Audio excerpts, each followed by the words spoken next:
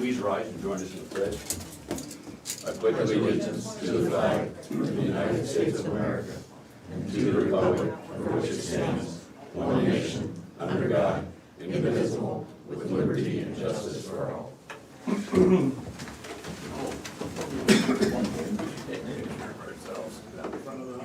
Send it to Dan. Dan. Oh, that, how would, no, okay, yeah, not bad idea. Morning, Des Moines County Board of Supervisors, October 13th, 2020. Are there any changes to the tentative agenda? I have none. I have none. We have an agenda, meet with department heads, elected officials. Terry Johnson, Des Moines County Auditor. How many more weeks before I'm silent? We don't ever want you to be silent, Terry. Well, I just want you people. But we were talking to you about We're that. not talking to That's a different issue. you. Okay, I'll announce that so far we have sent out 9,111 ballots. 3,760 of those have been received, so. 3,000 what? 3,760 have been received so far. Of course, yesterday we didn't have mail, so we don't know what today's gonna be like with all of the ballots coming back. I know there has been issues, I guess, on the news, and I got several emails over the weekend and during the week about the secrecy sleeves, the secrecy envelopes. Because there must be a big issue, some states it has to be in there and all of that, and that's something that, that is something that we have never provided. It's an option, and our instructions even state that if a secrecy envelope was provided, which we don't. So your ballot goes directly in the envelope.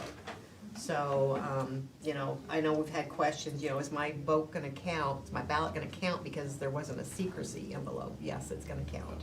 The only reason it wouldn't count is if you didn't sign the yellow line on your affidavit envelope, or if you didn't get it returned here in time.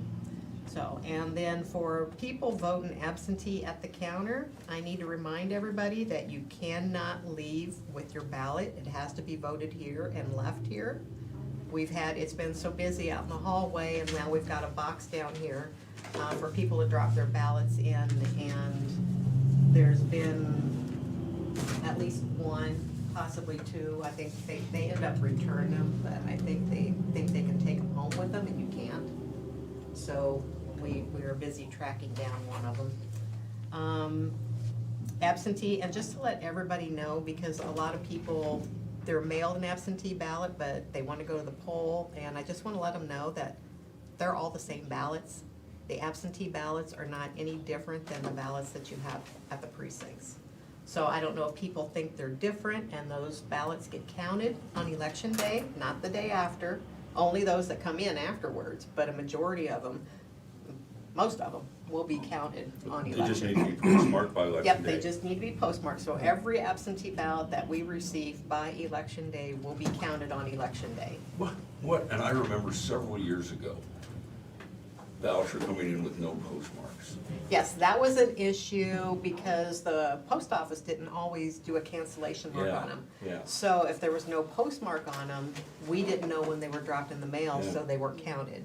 And now we're required to have this IMB, intelligent marking ballot, I don't know what it is, but we have to order special envelopes now that have all this coding on them, so then that way, when somebody dumps their ballot into the system and through the mail, it gets scanned in so that we know when it reached the facility up there, when it went back out, and when it came down here. Because usually a ballot will have 2 or 3 coatings on it. Every day we have to go and dump and download this file from the post office that tells us what ballots were started through the system on what day. So in other words, so it tells you. So if a Sent by ballot, the yeah, so if a election day. ballot doesn't have a cancellation date on it, we can go back through the Excel file, find that ballot coding on it, because when the ballot comes, there's a number on the front, but then there's also a scan down at the bottom. And so we look at that that ballot number, and we look to see when it was dumped into the system and whether we can receive it or not. So that was another requirement that we do now, so. So that's additional, step there. And I also wanna let everybody know that those that have absentees mailed to them, if they want to, they can bring them down here and vote them and leave them here. They don't have to get a new ballot. They can bring it here, they can vote it here, and they can drop it off here. Or they can vote it at home and drop it off here, so there's lots of options out there.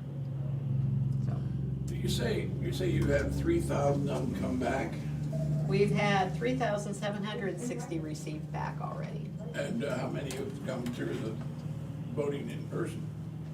The voting in person, I haven't looked at the latest numbers, but I think just because we've been at it for, what, a week now? And it's probably between three and 400, I think. Oh, Because there's a couple of days in there that we were well over 100. It might be close to 500, so. And we've had lots of people dropping their ballots off in the drop box outside, so. good, big election. Yes, it is. So I will be quiet now. Thanks, Terry. You're welcome. Colin Gerst, IT. Just keep busy like always, nothing new to report. Brian Carter, Secondary Roads. Good morning. Stars Cave is open. They're still picking some stuff up around there, but that project is done. I actually haven't been there since it was completed, but traffic's using it and all's well, so thank you to everybody for their patience during that. It was a bit of a cluster right there. It's a bad spot to have to work down at the bottom of that hill and everything else, but it went well. I want to mention, I'll mention this every week, just to make it out there, but we are gonna close Highway 99 coming up, and I'm gonna send some letters out here this week. We're having a pre-construction meeting coming up and everything else, but we've been talking about this for so long, I think a lot of people have heard it. I had a guy call a couple weeks ago, and he just simply wanted to know what year it actually was. Did you tell him 2020? That's a reasonable question, because we've been talking about this for a long time. So it is going to be this year. It will be a full closure for the bridge replacement. It was really our only option. I've had a few people ask why we didn't do something different, and with all the wetlands and the environmental issues there, we pretty much had to stay right where we were at. We looked at other options actually, and we're pretty much told no, and a couple other things, so.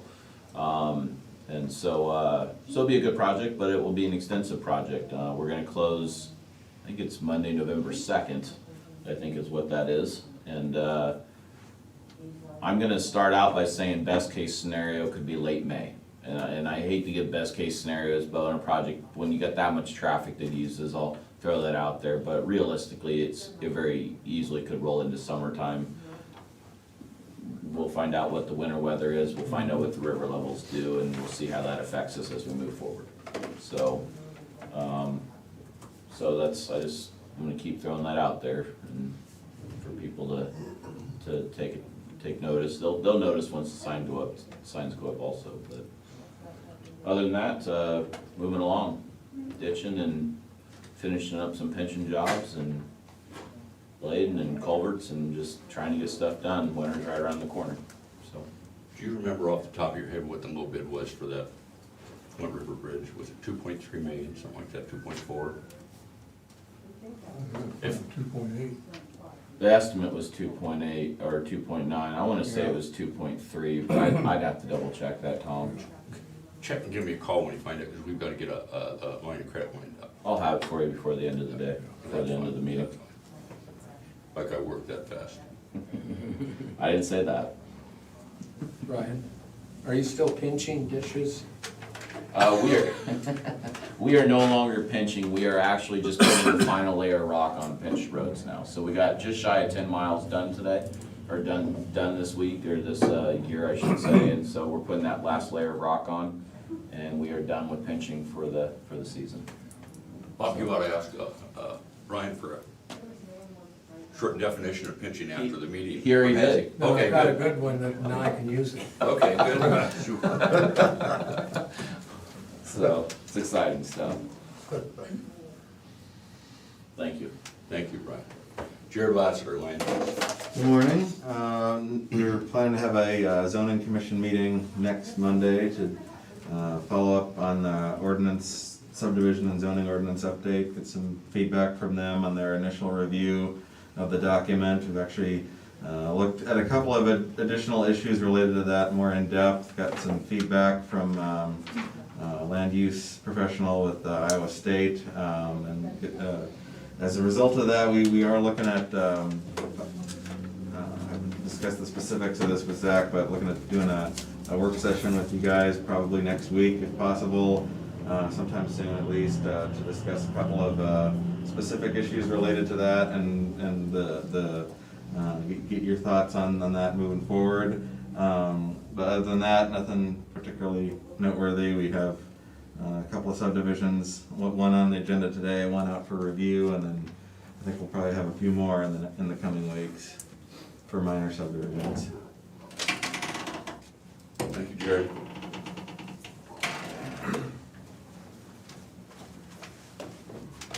Lisa Schaefer, Des Moines County Attorney. We're busy.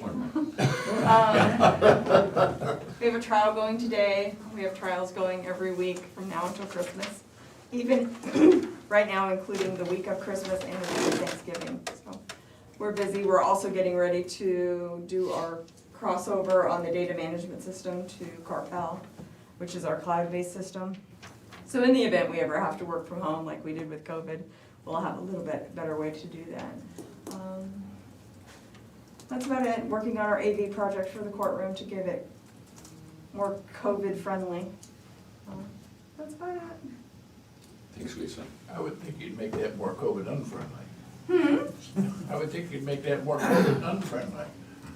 Well, right now, we just know that this is the way it's gonna be for a while. And so we have to figure out how to accommodate that as best we can, especially because we have a couple of homicide trials coming up in the next few months. And we would like to have that courtroom equipped so that everybody can actually see the surveillance videos and hear the interviews and the witnesses. That's hit or miss where we're at right now. Thanks, Lisa. Mike Johnstone, Des Moines County Sheriff. Good morning, Tom. I'd just like to remind everybody that this is harvest season and to keep an eye out for your friendly local farmers out there trying to do their job, get the crop out. A lot of big equipment on the roads right now, moving around trying to get the crop out while they have a chance. So give them a little extra space, be patient around them. Sometimes, of course, towards dusk, you might see some equipment out there with not all the lights on them. So just be really careful around them, give them extra time, give them extra space. And we'll get through it and they'll get their crop out, which is very important right now. So, but we're starting to see a lot of equipment out. And of course it's dry, so you're starting to see a lot of dust in the air and those kind of things too. Reduced visibilities, those kind of things. So it's important to just be very careful around the farmers at this time. Also, we're having some rural burglaries during the day, so we would encourage everybody to keep an eye out in their neighborhoods for any suspicious vehicles they might see, people that should not be in your areas, people that are unknown to you, happen to be cruising your gravel roads and some of the blacktops. Be sure to let us know so we can check it out, get a plate if you can, and we'll run them down and figure out what they're doing. So starting to see a few of those, which is unusual, but it's important we alert everybody to it. Make sure your buildings and sheds are locked down, your vehicles don't have keys in them as they sit in front of your house or in front of your barn, and make sure that everything is secured up when you leave your house. Any particular part of the county, or can you share that with us? Yeah, actually we're having trouble on the west end towards Danville, up in that area there. Rural Danville is where we're seeing a lot of that. We encourage people to put security cameras up on their homes or have deer cams out, those kind of things in their driveways and different locations on their property that would view, the access areas to their home. Those help out a lot when we go investigate a crime. We like to be able to, review those videos and they've been a tremendous help in the past. So we would encourage everybody to put some kind of video surveillance on their homes so we can review that later in the event that something does happen. But not a widespread problem, not a huge problem, but we are having somebody out there that's doing some burglaries. So we'd like to catch up with those guys. So secure your buildings, your property, and your vehicles, and let us know if you see anything unusual. Thanks, Sheriff. Thank you. Krista Pogemiller, Local Health. Good morning. We continue to be busy. Our numbers in Des Moines County have gone up. Our current number of positive cases is 1,020 with 709 recovered cases, and that makes our rolling 14-day percentage at 11.2. The Board of Health is very concerned about those numbers, and at their Board of Health meeting last week, they adopted a position statement that I'd like to read regarding mass gatherings. The Des Moines County Board of Health position statement regarding large public events in 2020 in Des Moines County during the pandemic public health crisis of COVID-19. Des Moines County Board of Health has the responsibility to address the health concerns of Des Moines County citizens and is taking the position that large-scale events planned in 2020 are ill-advised. Based on known evidence of how COVID-19 spreads among mass gatherings of people, along with high risks associated with community spread of COVID-19 from travelers coming in from highly infectious areas across the United States. The board believes that harmful health impact on our county citizens attending these events could be substantial. Increases in COVID-19 related illnesses and even death could result and affect our population health for months to come. The Board of Health recommends canceling of these events out of concern for health and safety of all community members. Should these events move forward, the Board of Health strongly encourages citizens to protect themselves and others and avoid mass gatherings and crowds while the virus is still highly active and spreading across the United States. We are seeing that hospitals currently our area hospital is still okay with COVID cases, however, that it is starting to have an impact nationwide as far as the capacity for hospitals to keep having COVID cases. And that brings us, obviously we're coming into flu season, and so the concern is between COVID and flu that this would be obviously extremely challenging for the healthcare systems to be able to continue to meet the needs for the community. So with that also, we are doing a drive-through flu clinic tomorrow at St. Mary's from 10 to 3. People can come through who have Medicaid. We have a limited number of free vaccines for eligible people from the age of 19 to 65. We also take vaccine for children, Medicare, and we take insurance, as well as people who want a private pay. It's $35 for the vaccine. We definitely encourage people to get the flu vaccine this year. Again, really trying to help, reduce the challenges it's going to be for the healthcare system. Also, with our increased numbers for the county, we really want to encourage people to do the social distancing, good hand hygiene, as well as remember, if you're sick, regardless of what it is, it's important that people stay home, because it's very difficult to tell if it's the flu or if it's COVID. And so until the symptoms are very similar, so we want to make sure people do stay home, and then if necessary, get the testing. Dumb question. Is it possible to have the COVID and the flu at the same time simultaneously? I don't know why it wouldn't be possible. I think it definitely could be. I think that's one of the challenges they're worried about this fall. Okay. Because they're different viruses, so I think you could easily be exposed to both. So the drug they gave the president, is that readily available? I don't know. I know remdesivir is one that we use locally here, as well as the dexamethasone. I know that the hospitals is using that, but I think there's a new one and I'm not sure that I think it may be FDA trialed, but I don't know that I've not heard that be used local. Thanks, Krista. We got anybody on? First one I have on here is Chris Lee, Conservation.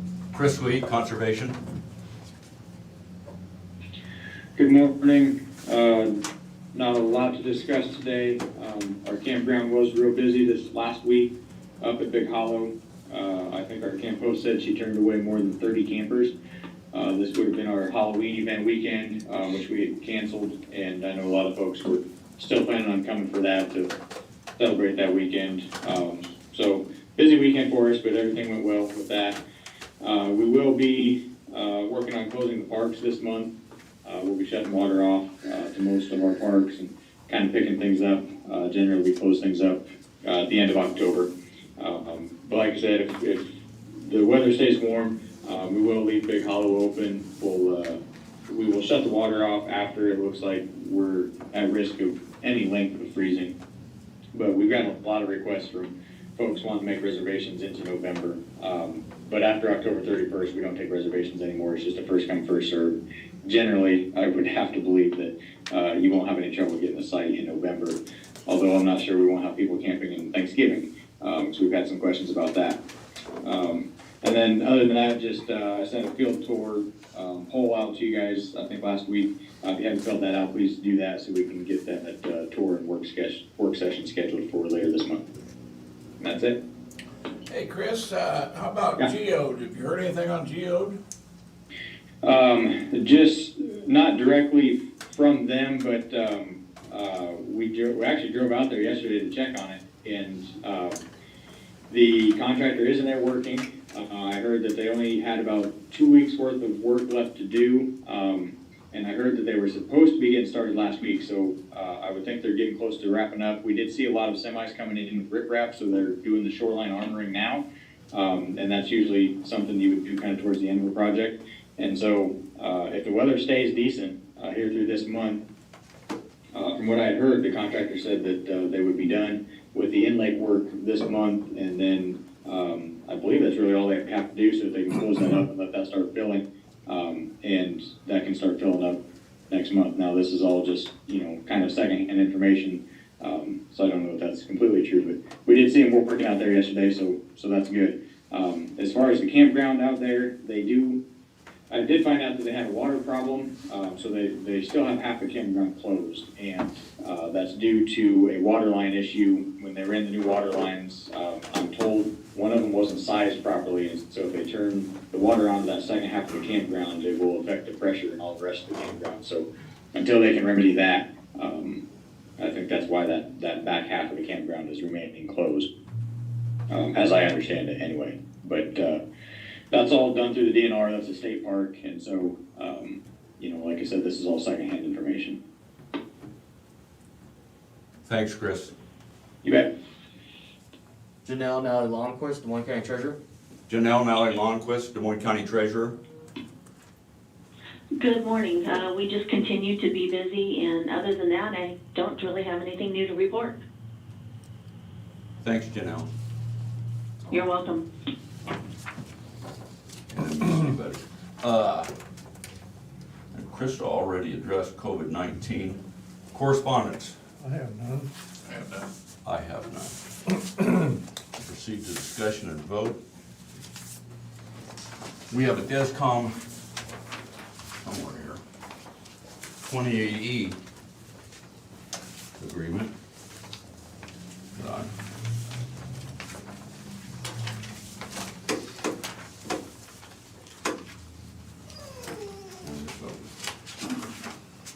Anyway, I'm sure you guys, we got this emailed early last week, so I'm sure you guys had a chance to look over a 2080 agreement with DESCOM. I noticed this 2080 still refers to the call center as being housed at the Burlington Police Department. Anyway, the board obviously can't approve any 2080 until the county attorney signs off on it. And that department is currently covered up with a backlog of cases in the newly opened court system. As you're also aware, the county recently offered to fund 100% of DESCOM in exchange for a majority of the DESCOM control board. That was unacceptable to the current DESCOM board. They countered, as written into the 2080 before you, with a proposal for 100% county funding and having the Des Moines County Emergency Management Commission serve as the DESCOM control board.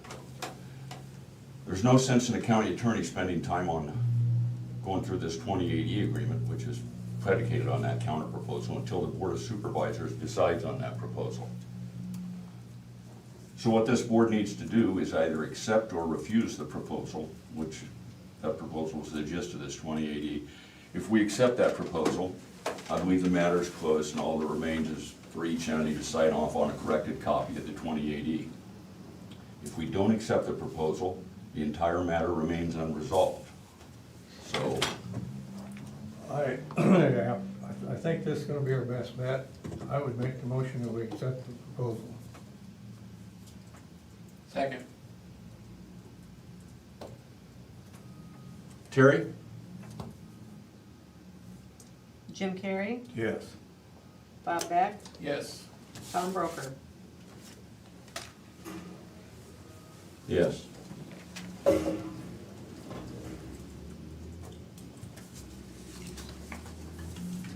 We have a, yeah, well, the 2080 agreement, like I said, I know there's some clerical errors in it, so we'll have the, when you get a chance, you can go through that. We'll be happy to do that. We understand that you're busy, so we'll, do we need to table the actual 2080 since we, I think you would table the actual agreement until we have the chance to review it, make any corrections. okay. And my understanding is it's not grammatically correct, there are some just factual things that are different. It looks as though it was a cut and. I just noticed one thing as I went through it, Yeah, when you obviously refer don't to the have- call centers being at the police department, that has not been the case for quite some time, so. Yes. Obviously, there are some factual things that may be wrong with it, as well as other grammatical errors. I would advise the board to sign off on something unless we know that it's correct. But, In other words, we table it until it can be. Yeah. So so we can all come to an agreement, make sure that all proper changes have been made. Okay. Anybody want to make that motion? Motion to table. All right, second. Terry? Bob Beck, Yes. Jim Carrey, Yes. Tom Broker. Yes. Does that bring the other table off, the other motion off the table? No, we can leave it sit there.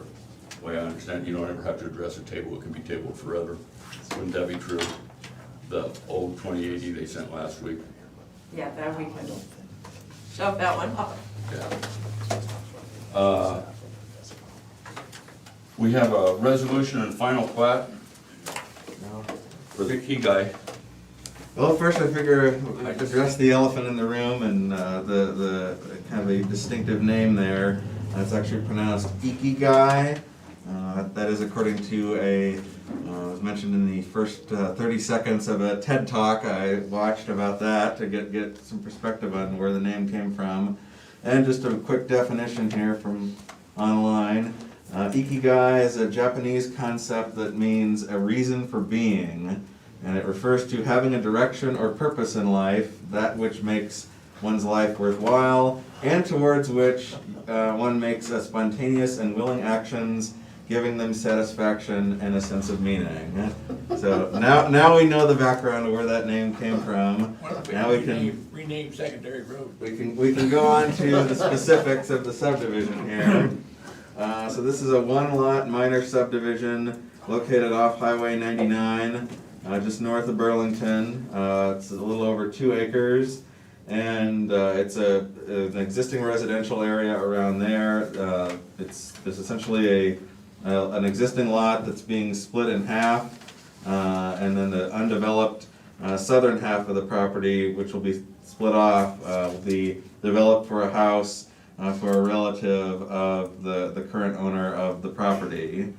So if you look at the plat, it includes there's a couple of easements. One is actually for a private road called 118th Street, which provides access to the Sylvan Heights Second Edition. There's several lots along that cul-de-sac, and then there's also a separate 20-foot easement to the back of the property for a couple of lots to the north and south along the bluff.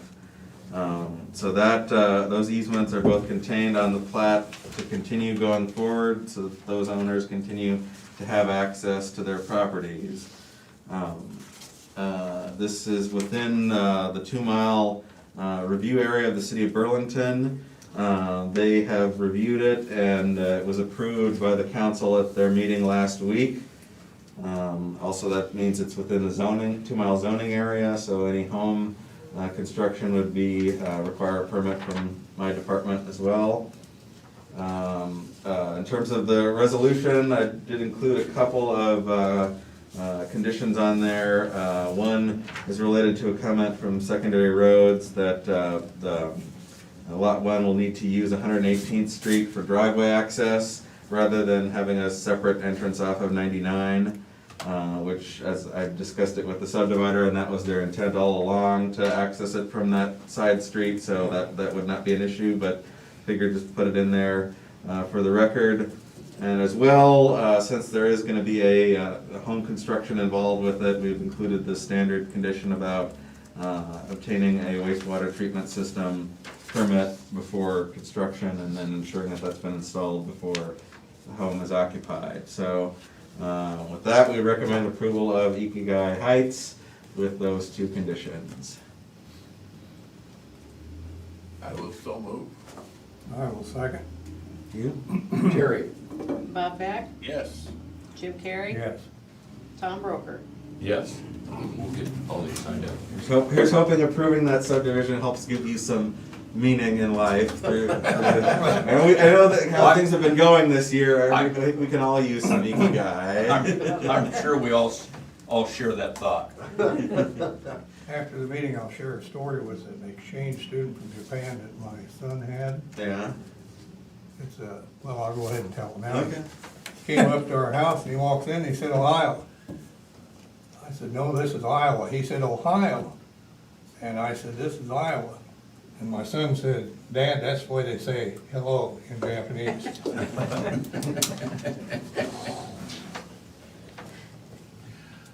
We have a personnel action for the county attorney. Haley Hamilton, clerk 1, an 18-month step increase to $34,584.39, effective October 15th. Move to approve. Second. Terry? Jim Carrey, Yes. Bob Beck, Yes. Tom Broker. Yes.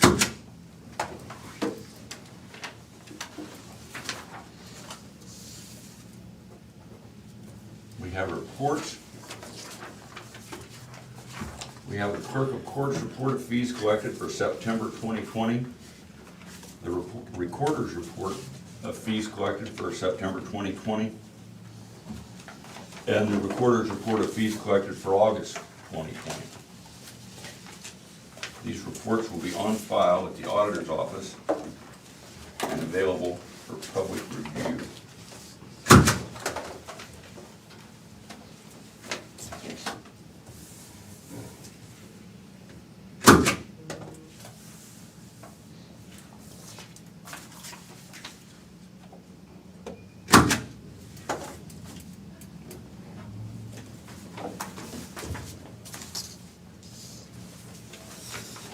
We have minutes for the regular meeting of October 6th, 2020. Move to approve. Second. Terry? Bob Beck, Yes. Jim Carrey, Yes. Tom Broker. Yes. Any other business? I have none. No. Future agenda items? Committee reports? Not have any meetings. I had 2 Zoom meetings and missed both of them. I attended the Des Moines County Emergency Medical Services Advisory Board. I believe that was the initial meeting, wasn't it? Yep. Anyway, so the state's trying to, correct me if I get any of this wrong, the state's trying to standardize the emergency medical services system across the state, and the establishment of this advisory board is one of the first steps. That'd be, Yes. Matt's a charter member as Yeah. well. And I also attended a meeting of the County Safety Committee. We discussed what was learned from last week's fire drill. And we also discussed the road crew safety, which has been mentioned here before. Apparently, even the county, the closer road crews get to the city, the less friendly traffic is to them. People are known to reach out, take a swat at a road worker, or try to maybe clip him with the mirror. I can't imagine, but anyway, and tomorrow's drive-through flu clinic was also discussed, so that's all I have. Public input. Due to limited attendance due to the COVID-19 and the fact that this is live streamed, anyone with questions may email the Board of Supervisors at board@dmcounty.com, that's BOARD@dmcounty.com, or call 319-753-8203, extension 4. That's 319-753-8203, extension 4. We will be taking calls or emails for 2 minutes. In that time, is there anybody, public comment from? I have a question for Jared. You had an opening on a board. The zoning commission, yes. Did you, have you got any feelers out? We've explored a few options. One, it sounded like she was considering it, but it determined she was too busy to want to commit to that at this time. I think there was another one that was a similar situation, and then a couple more where I just didn't get responses back. So unfortunately, it's somewhat difficult to number one, actually get a hold of someone that might be interested, and then actually, once you get that far, to find somebody that actually is willing to commit to that. So it's ongoing. We have 7 members, so we would be able to have a quorum if 4 attend a meeting. So I think we're safe for the time being. It would be ideal to get that filled, but it's a challenge to find interested people. So. Thanks, Jerry. We're open to suggestions. We have a few options that we're looking into, but anybody has any ideas, It's welcome. It's tough everywhere for rural counties everywhere in the Right, state right. to try to fill those boards. Mm-hmm. There's a handful of people willing to do that. There's only so many people when there's more boards, so. Right. Kind of a thankless job. And you only hear from people when you've done something that they don't like. Any other public comment? I have one Matt? thing. So last week was Fire Prevention Week, and pretty much everything we normally do was a no-go because of COVID. No going to the schools, no doing public education, tours, door-to-door smoke detector canvassing that we've done the last few years with the Elks Club. We couldn't do that. So in lieu of that, they set up a drive-through smoke detector giveaway. And we did that last Saturday from 9 to 11:30, and we're doing it again this Saturday from 9 to 11:30, 9:30 to 11:30. Right there across from Central Fire Station at the Elks.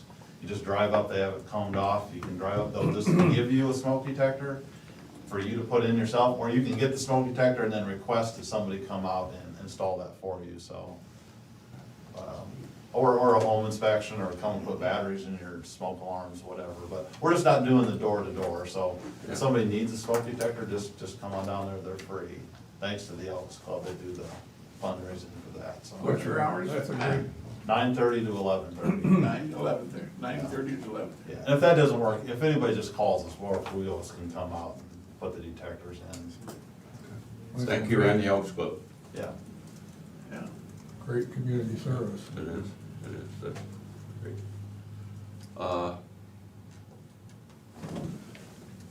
With an eye, we're adjourned. We're adjourned.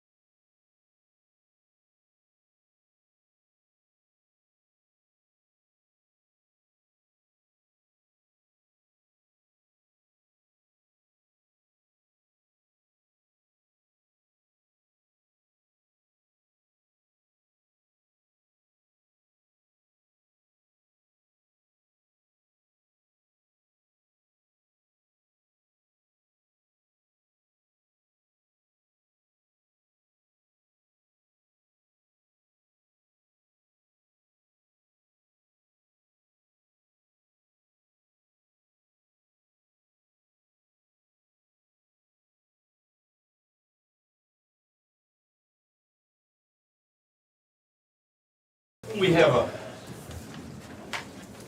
we ready, Terry? Yep. Oh, let that door closed. Yeah. You wanna grab that door if you You would? want that door closed? Thank you, Brian. We have a work session with the county auditor and county attorney regarding the ordinance readopting existing county ordinances. This is required every 5 years, and I suspect the county attorney is going to explain this to us. Basically, I'm here to discuss the criminal code portion of the county ordinances.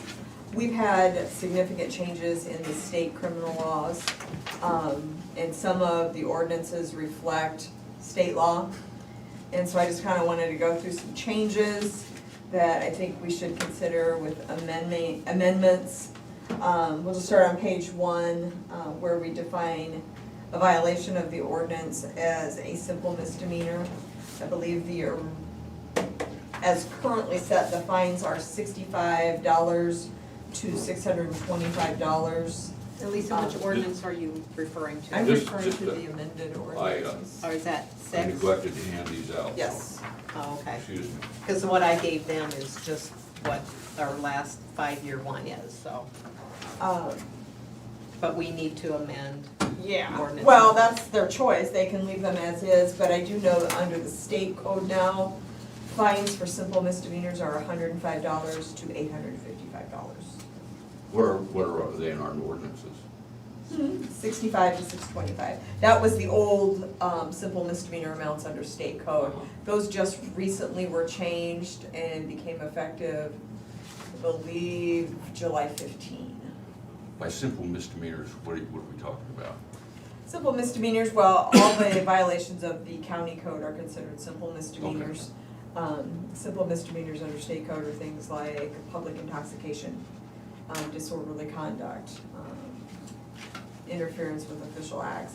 Anything that is punishable by a fine now of $105 to $855 or no more than 30 days in jail. So I didn't know if the county wanted to look, if the board wanted to look at raising those fines to be consistent. Basically what they did at the state level is they raised all the fines and lowered all the surcharges. So truly, for someone who's convicted of a simple misdemeanor or any crime, they're really not seeing a tremendous change in what they're going to owe, because Where do the surcharges go? you don't get What's the difference? at the county level. The legislature enacted a bunch of new surcharges. I think they just called it the just general surcharge. Now it's called the crime services surcharge. And prior to July 15, it was 35%. So if you got a ticket for $100, you would automatically have a $35 surcharge added to that. Basically, that money goes to the state to kind of keep the whole system flowing. Well, what they did is they reduced the surcharge from 35 to 15%. And in turn, to make up for lost revenues, they turn around and raise the fines.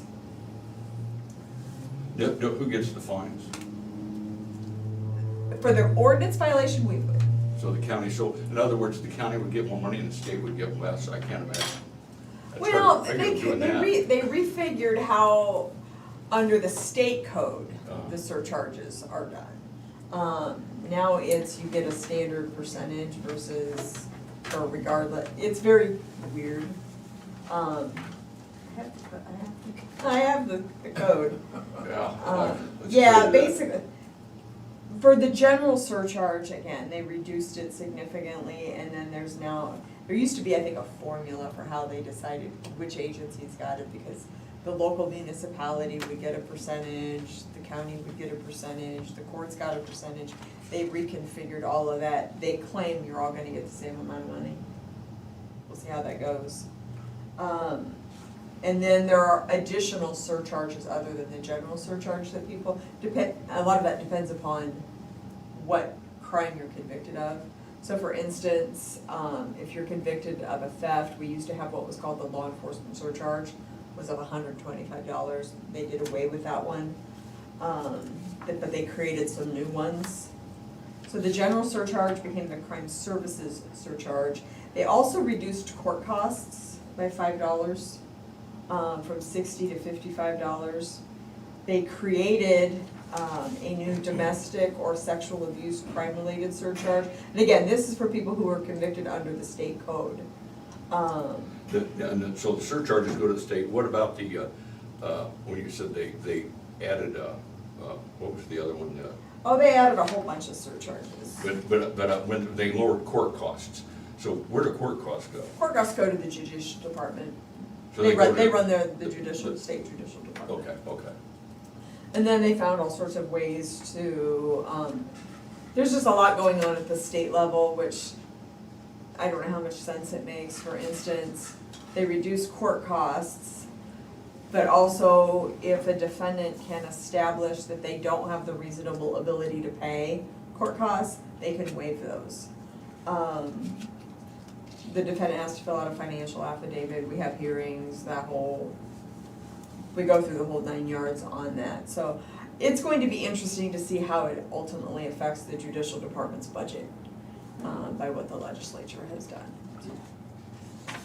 But for our purposes, I didn't know if the board was interested in bumping those up so that they're all consistent. I think for criminal defendants, it makes it less confusing if they know what the fine's gonna be.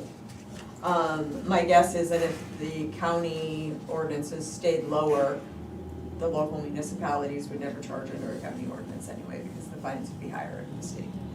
If they didn't charge under a county ordinance and there was any jail time, they'd have to pay for the jail, wouldn't they? The way jail fees work now, again, they changed that. Jail fees used to be, under the state code, part of restitution. They've eliminated jail fees as part of restitution. The way I read the code is decidedly different than the way some others are reading it. The way I read the code, the sheriff's office actually has to do a small claims action every time they want jail fees. Other people disagree with me, but that's the way I read the code, and that's not the way they're doing it, but I'll leave that for them. They don't come to my office, so I don't generally worry about it unless they have a question for me. I read it very differently than other agencies do. I read it consistent with all the other county attorneys. So we'll see what happens when it goes to, it'll ultimately go to Des Moines and someone, those 7 folks will tell us exactly how it reads. The judges are always right. It doesn't matter what the county attorneys think. Well, and again, I think that was the gist of it, I think, because I attended a meeting, the county attorneys tend to agree on this, that there needs to be a small claims action filed. Clerk's offices and sheriff's offices are seeing it differently. At some point, it will be litigated, and the 7 people in black up in Des Moines will tell us exactly how that statute reads. Those costs, how do I want to say this? You made mention to not having the ability to pay. And if they're out committing a crime, awful lot of those people don't have the ability to pay. And so where do you recommend that we put those fines? The way the state legislature divided up financial obligations and how the courts are supposed to address them, victim restitution is seen completely separate. It is victim restitution. A defendant will always be ordered to pay that in whole. It is the first thing to be paid. Next, they call it Category A restitution, which consists of fines and the surcharges. Again, they have a whole litany of new surcharges. So that is considered Category A restitution. We've never called it restitution before. It was fines, it was surcharges, that's what we called them. But now they've tried to divvy it up. And then there's Category B restitution, which they eliminated the jail fees out of that. It used to be part of that. Now it's any reimbursements that need to be made to the Crime Victims Assistance, or I believe they call it the Crime Victims Compensation Program. So a lot of fines and surcharges actually go to fund that program. So that's the program where victims of crime who have sustained some sort of pecuniary damage, they either have medical bills, lost wages, property damage, Once the defendant is convicted, they can actually petition to that fund, and that fund reimburses them what they're out. So long as it's not been previously covered by insurance. So Bob, if you're in a car accident and there's $1,500 worth of damage, but you have a $250 deductible, and clearly the other person is at fault, they were charged with the crime, convicted of it, you can actually petition to the Crime Victim Compensation Program to get that $250 deductible reimbursed. It won't pay for what the insurance paid for, but if you have an out-of-pocket expense, it will pay that. That has historically been funded. There's some funding for it in the state budget, but a lot of it has come out of fines, and the surcharges have funded that program. Now we're considering that Category B restitution, as well as, for instance, if there's an OWI accident that requires more than the typical one officer to do an OWI stop. So say there's an accident out on Danville Road, it requires pretty much the entire sheriff's office to report, which normally they would not do, but they're there as an emergency responder because of the accident itself. They can actually ask for restitution to pay the costs of, if they had to call Corey Whitaker in, for instance, they could actually ask for restitution from the defendant to pay those additional costs. Court costs are considered Category B restitution. Court-appointed attorney fees are Category B restitution. The medical assistance program, which is part of the Crime Victim Compensation Program, all of those are now considered Category B restitution. And so with Category A, the court can always suspend fines. They've always had the ability to suspend fines. There's question now between judges of whether they still have that authority or not. For right now, they assume they can. But for Category B restitution, which can be quite big, depending on the nature of the crime, the defendant can file an application to waive all of that, and they have to do a financial affidavit. It's much more lengthy than the one they do to get a court-appointed attorney, much more detailed. And then we have a hearing to determine whether they have the reasonable ability to pay. That has not been interpreted by the courts yet because it's still fairly new. I tend to differ on what that means versus the public defender's office, for instance. I tend to believe if you have the ability to work, you have the reasonable ability to pay. Courts are disagreeing with me for the most part here in Des Moines County. But for instance, for someone who's on SSI. And what grounds are they disagreeing with you on? They're granting it. Basically, they'll come in and say, I don't have a job, I'm unemployed, I have all these other bills, I don't have the reasonable ability to pay. Our office's status, our office's kind of general protocol policy is, if you have the ability to work, you have the reasonable ability to pay. I can live with that. I figured you would agree with me. We do take a different approach if it's someone, for instance, who's on SSI. We have a lot of our. That doesn't mean you're boring. Pardon? That doesn't mean you're boring. Wouldn't be the first people to turn the lights on me. And so we have that situation, so that what it's actually doing is it's giving our investigator a lot more to do.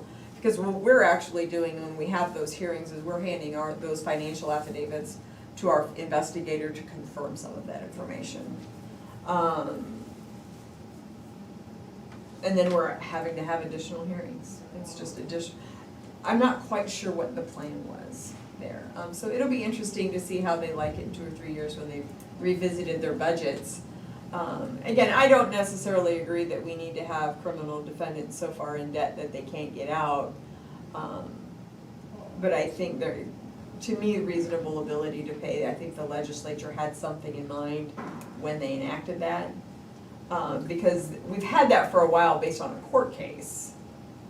And I think the legislature came in and tweaked that court case because I think they tended to disagree a little bit with the Supreme Court. Because it used to be just basically they would walk in and say, I can't pay this. And the judges would go, oh, okay. And I think the fact that the legislature is requiring them to do these financial affidavits to have a hearing. The burden is on them to prove that they don't have the reasonable ability to pay. To me, that, again, this is my interpretation as a legislature saying that needs to be the exception rather than the rule. But that's not the way that at least our local judges are seeing it. So yeah, they just pretty much threw all of the jail fees out of there. And basically what they said is they need to do those under a separate action. How they're doing it now, again, we differ in process, so we'll see how that works. I think the legislature was very clear and that they wanted there to be some due process. I don't think that's necessary. I think the process here in Des Moines County is not necessarily what the legislature intended. So at some point there'll be some litigation and we'll let other folks I determine. bring up this question, I talked to Judge Lichty, it's been 2 or 3 years ago, I suppose, but I was comparing Henry County jail's cost compared to ours. And he says, well, I have that feeling, of course, I was pretty happy with ours. And he says, well, you can't get blood out of turn. It's always made me think when I think about this stuff is, and what you said there, the ability to pay. You know, there's only so much, you can only beat somebody so much. Then they give But up. it's amazing, I know our collections program, we just had someone call last week. Apparently he got a job where their driver's license meant so much, they all of a sudden had the ability to put $13,000 worth of delinquent financial obligations on a credit card to get it paid. So I'm a believer that, again, I don't like the idea of debtors' prisons, those sorts. But I think personally, if you have the ability to work, you have the ability to pay those costs. And they're the last things that get paid. I also agree that the victims who are out money, out of their pocket because of a crime that was committed against them, should be the first ones to see that money. But that's the way it's always been. So they didn't necessarily change the hierarchy of how things get paid out, but I think we've almost made it a little bit too easy.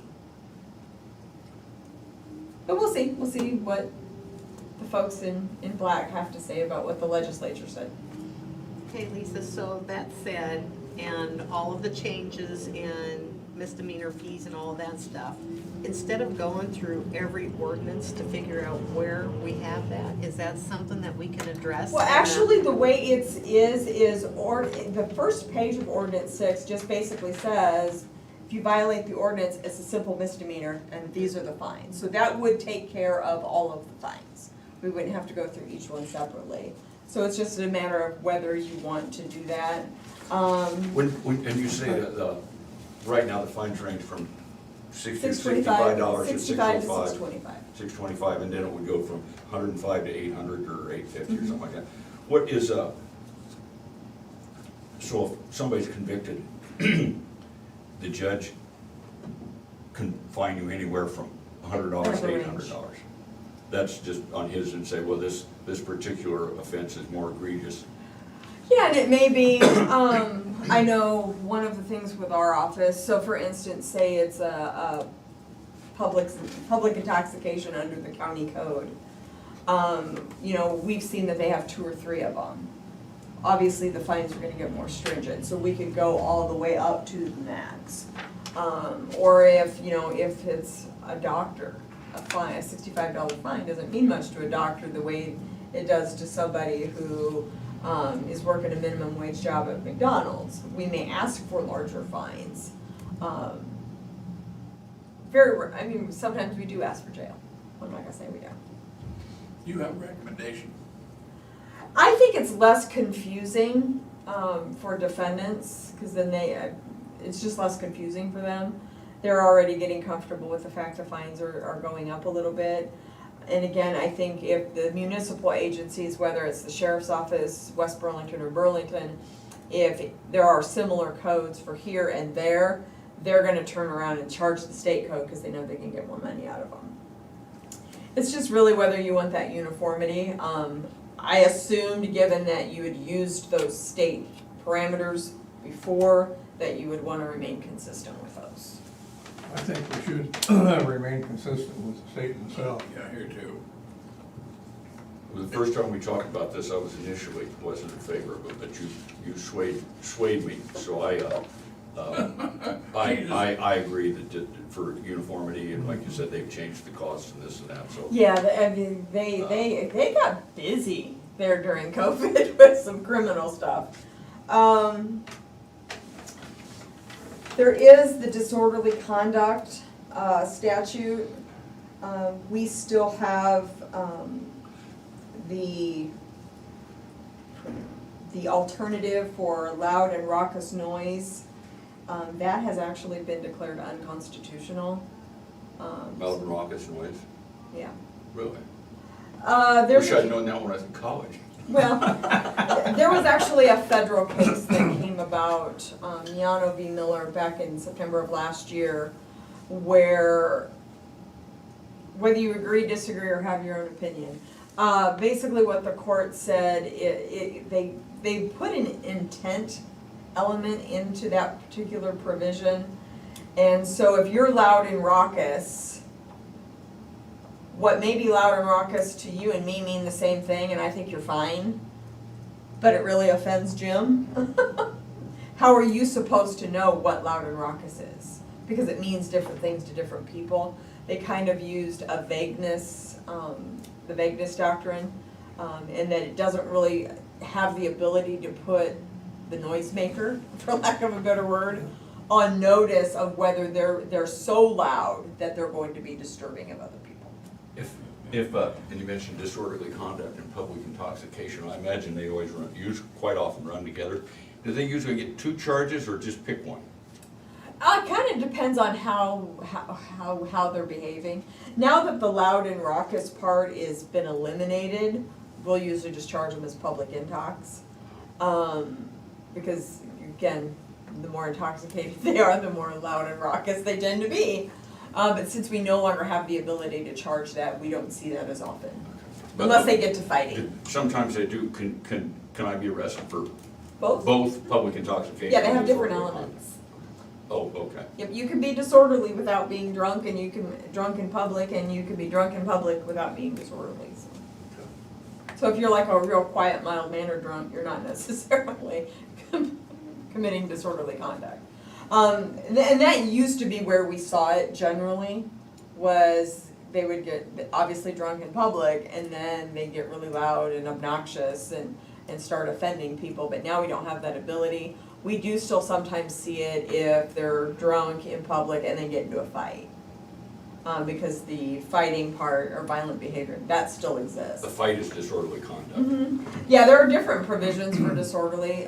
So originally it was fighting or violent behavior in a public place. So you could charge, if somebody gets drunk in a bar and then they get in a big bar fight, you can charge them with public intox and disorderly conduct. There was the loud and raucous noise, which we don't have anymore. Abusive epithets, we don't see very often, but it happens every once in a while. And then basically it's... In other words, so if you go to a restaurant or something and call somebody a blankety so-and-so, blankety such and such, that's disorderly conduct. That's disorderly conduct, okay. If it offends them and it's causing them a disturbance, yeah. So yeah, I would recommend for the disorder, which I believe is 6G, just getting rid of subparagraph B, since it's been declared unconstitutional and you can't charge it anymore. Along with what she said. I agree with that. I would Well, see so this is what we have to do every 5 years. It lists all of the ordinances in the county. And this is what we have to do every 5 years. So, Could you just do we need to do an amendment to 6? Update all And the- plus do that other one, so we doing 2 ordinances at the same time? Yep, we will definitely need to amend 6, because we just have some issues that we obviously can't have in there. And I think those are really the only, I did have a question on the animal control, or the animal, Oh, the one we passed a couple years ago. yeah. A severe injury, and I was just comparing it with serious injury. and this is just more of a question on my part, I'm assuming that the way you've defined severe injury was based on information from vets, that this is what you would see from a dog bite versus what we define as serious injury in the state code. As I recall, that most of that wording was brought to us from other ordinances and other counties or municipalities. Originally, it had all sorts of animals, and then we just kind of peeled away the other animals, so it just applies to dogs. Is that what your memory is? That's what I remember on it, because we had that problem with the dogs, you know, and then the one lady come in where the dog attacked the daughter, you know, out of the. Oh, yeah. And, attack the livestock. yeah, I got the livestock, and then the girl got her face bit by the neighbor's dog. I think That's more common, I think, with that one, the two neighbors arguing about the dog. Yeah, That's more common than then the livestock. what happened up there. Yeah. That was a tough one. that was severe, but the language came, Okay. was brought to us by the county attorney at that time, that she had adopted from other ordinances from other. Yeah, I was just Other curious where the localities. definition had come from, I- because I- some of them were just unusual things that, serious injury for, in the state criminal code is, any protracted loss of I mean, it goes on and on and on and on. But the one that threw me out was like the muscle or tendon tears, joint injuries, so I didn't know if those were like specific from a vet that said these are the things we're most likely to see. I don't know where, I don't think any of us know where it originally came from. It came from other ordinances or laws in other communities. Because I think that was the dog's injury upon the human, so that wouldn't come from Yeah, no, I'm just That saying, would but come the from language that. from that, for that ordinance came from other ordinances. other ordinances, yeah. That wasn't anything that, I think we had both of them going on at the same time when that animal and the little girl got bit. Well, the girl was the granddaughter of the person that had the Well, wild dogs, but yeah. then there was a lady in here Yeah, that that's had her what I'm- son, it was her It was son her that was son. hit by the Yeah. neighbor's Yeah, dog. that's what I'm talking about, the neighbor's dog got her. so, but anyway, so if that's something you, is that something? And those you are would really the change? only changes that I think are necessary. There's a few of them in there that are always subject to some constitutional challenges if we ever get to that level, but if We- nobody's challenged them as of yet, I wouldn't be too worried about Do it. we want to have Lisa bring us a different definition? Would you change the word or the definition? And I'm not necessarily sure I would change it, I just was curious where it came from, because Okay. it lists some Okay. different things that we don't see in the definition section from the state code. And I'll review them and look at them together to see if maybe there's more we want to add to it. Okay. Because I know one of the things where when we charge a crime that involves a serious injury, one of the things that we will rely on heavily is protracted loss of use of a major body part or body organ. Because you don't always get a broken bone, you don't always, but that, it's kind of all encompassing. So if, somebody gets bit in the eye, well, they have their eye covered for however long, that could be thrown in there, where it might not necessarily fit your definition. So I can see if there's pieces of the state criminal code definition that would fit in well, and then we can always add those in, just. But where we were so alarmed up there was those dogs get in and chasing livestock, maiming, really tearing cattle apart, and then chasing them through fences out onto the road, which could cause very serious injury to public. And we didn't really, I don't think we thought we had an ordinance that we could use. But the sheriff said we didn't. Yeah, and I think all in all, it's great, just that particular, I was a little, there's some other language you could use that would make that severe injury a little more expansive, so that the ordinance would cover more Sure, situations. once you bring us a different definition, it might not hurt if we look at it. That'd be fine. Yeah, just as long as we don't lose the tool.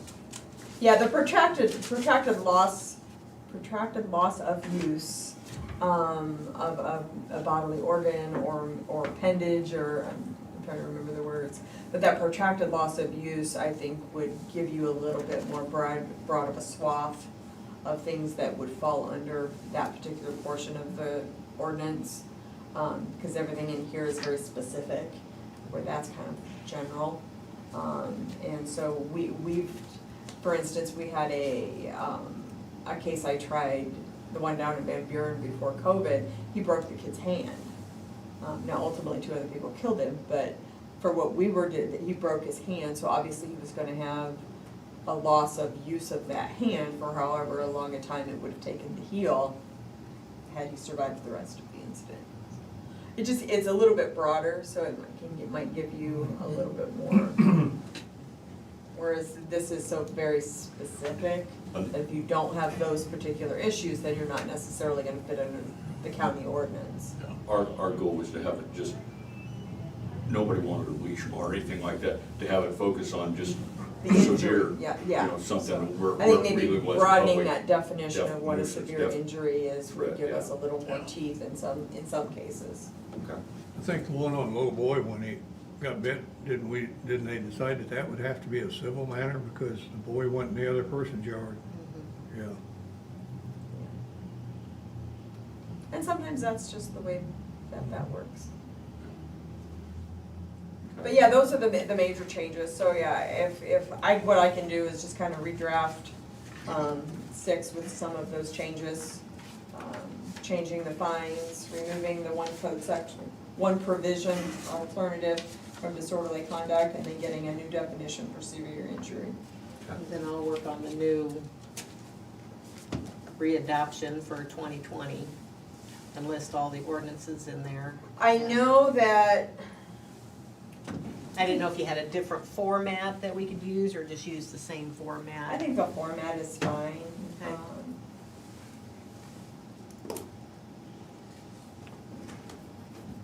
And I know on 6, it just has it lumped all together. I didn't know if we needed Yeah, I would to maybe spell rename out. that, since there's more to it than just the drug Yeah, because paraphernalia. we've got what, A, B, and then maybe I, or whatever, which one it was repealed and. There's 6, and then 6A is actually the Drug Paraphernalia Act, and it goes all the way up through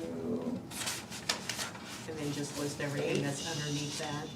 HI is the last one, so, yeah, maybe just rename it rather than just being the Drug Paraphernalia Act, I think.